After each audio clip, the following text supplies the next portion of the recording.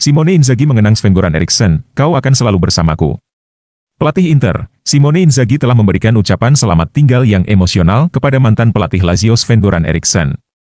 Pelatih Nerazzurri saat ini memberikan pesan penghormatannya kepada ikon sepak bola Swedia, yang meninggal hari ini pada usia 76 tahun, "Kau akan selalu bersamaku." Erikssonlah yang membawa Inzaghi ke Lazio pada musim panas 1999.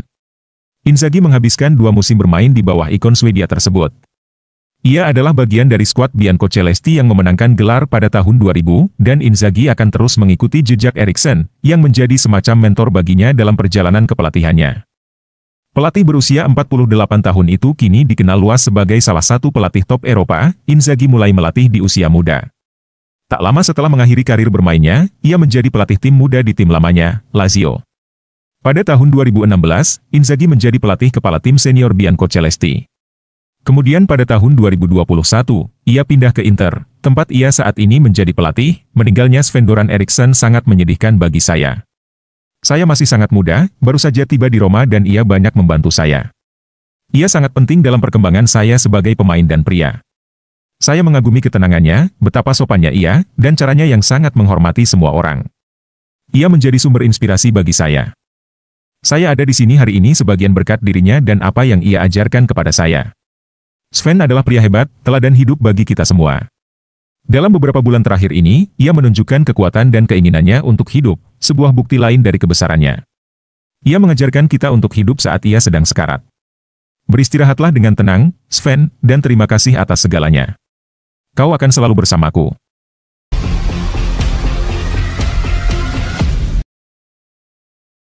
Kabar baik untuk timnas Indonesia, kata Jay Itzes soal kondisinya usai alami benturan dan diganti saat Venezia versus Fiorentina. Bek timnas Indonesia Jay Itzes membeberkan kondisinya setelah mengalami benturan dan diganti saat laga Venezia FC versus Fiorentina di Serie A. Jay Itzes tampil sebagai starter pada laga kedua Venezia di Serie A musim 2024-2025 di Artemio Franchi Stadium, Minggu, 25 Agustus 2024. Pertandingan itu menjadi debut Jay Itzes di Serie A sekaligus menjadi orang Indonesia pertama yang bermain di kompetisi kasta teratas Liga Italia itu. Jay Itzes sempat mengalami benturan dengan pemain Fiorentina, M. Kin pada menit ke-64. Kemudian pada menit ke-68, Jay Itzes digantikan oleh Michael Svoboda. Pertandingan berakhir dengan skor sama kuat 0-0. Jay Itzes mengaku ia dalam keadaan baik. Tentunya ini menjadi kabar positif untuk timnas Indonesia yang bakal menjalani putaran ketiga kualifikasi Piala Dunia 2026. Tidak. Semuanya baik-baik saja, kata Jay Itzes dikutip dari laman PSSI. Tidak ada yang serius, ujarnya. Jay Itzes pun ingin mengharumkan nama Indonesia di kancah internasional. Kami memiliki kesempatan luar biasa di depan kami, kata Jay Itzes. Kami akan bermain melawan negara-negara hebat dan kami memiliki peluang untuk lolos ke Piala Dunia. Kami ingin menunjukkan apa yang bisa kami lakukan dan kami ingin semakin mengangkat nama Indonesia di peta dunia, ujarnya. Tim besutan Shin Taeyong itu bakal melawan Arab Saudi di Stadion King Abdullah Sports City, Jeddah, Kamis, 5 September 2024. Setelah itu, timnas Indonesia menghadapi Australia di Stadion Utama Gelora Bung Karno, Senayan, Jakarta, Selasa, 10 September 2024.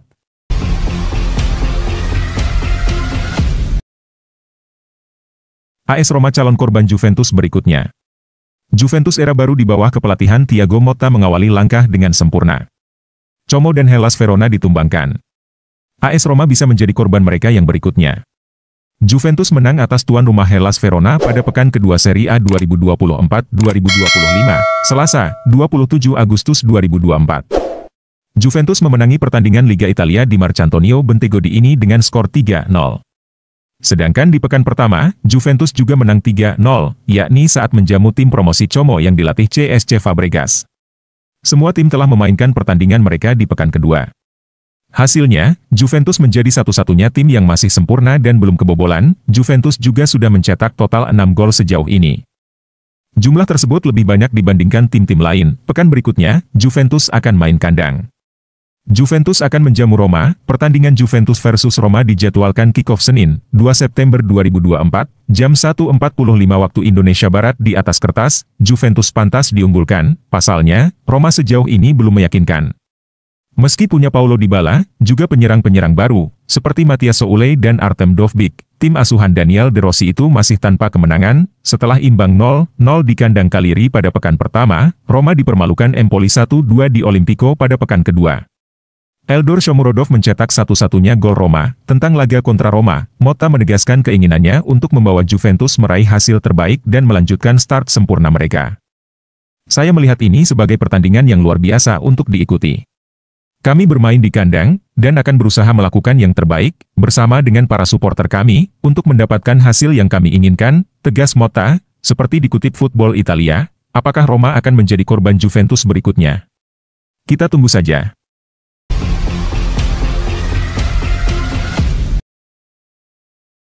Benacer dan Saelemaekers jadi dua pemain terakhir yang berpotensi tinggalkan AC Milan. Manajemen AC Milan sedang mempertimbangkan untuk memberikan pelatih Paulo Fonseca satu pemain tambahan sebelum bursa transfer musim panas ditutup. Namun, menurut laporan dari Corriere dello Sport, via Milan News, ada syarat yang harus dipenuhi terlebih dahulu. Milan harus menjual beberapa pemain untuk membuka ruang dalam skuad dan memenuhi persyaratan daftar pemain di Liga Champions dan Serie A. Laporan tersebut menggunakan metafora penciptaan oleh Zlatan Ibrahimovic yang terhenti pada hari ke-6 dari 7 hari, menandakan bahwa meskipun ada potensi untuk penambahan pemain baru, langkah itu harus didahului oleh pengurangan jumlah pemain dalam tim. Setelah kepergian Pierre Kalulu dan Tommaso Pobega, perhatian kini tertuju pada Alexis Saelemaekers dan Ismail Benacer, yang disebut-sebut sebagai kandidat utama untuk dilepas. Keputusan untuk meninggalkan mereka di bangku cadangan selama kekalahan mengecewakan melawan Parma menjadi sinyal bahwa keduanya mungkin tidak lagi menjadi bagian inti dari rencana Fonseca. Meskipun sebelumnya mereka menjadi starter dalam pertandingan melawan Torino, Ismail Benacer saat ini memiliki peminat di Arab Saudi, namun Milan tidak berniat memberikan diskon besar pada klausul rilisnya yang sebesar 50 juta euro. Ini menandakan bahwa klub masih menghargai kontribusi Benacer, tetapi akan mempertimbangkan tawaran yang sesuai. Alexis Saelemaekers, di sisi lain, mungkin bisa meninggalkan Milan jika ada tawaran yang mencapai setidaknya 20 juta euro. Namun, Fonseca masih menganggapnya penting untuk taktik dan formasi yang sedang diterapkan, sehingga keputusan mengenai masa depannya mungkin lebih kompleks. Dengan waktu yang semakin menipis sebelum bursa transfer ditutup, AC Milan harus membuat keputusan cepat tentang pemain mana yang akan dijual untuk membuka ruang bagi pemain baru.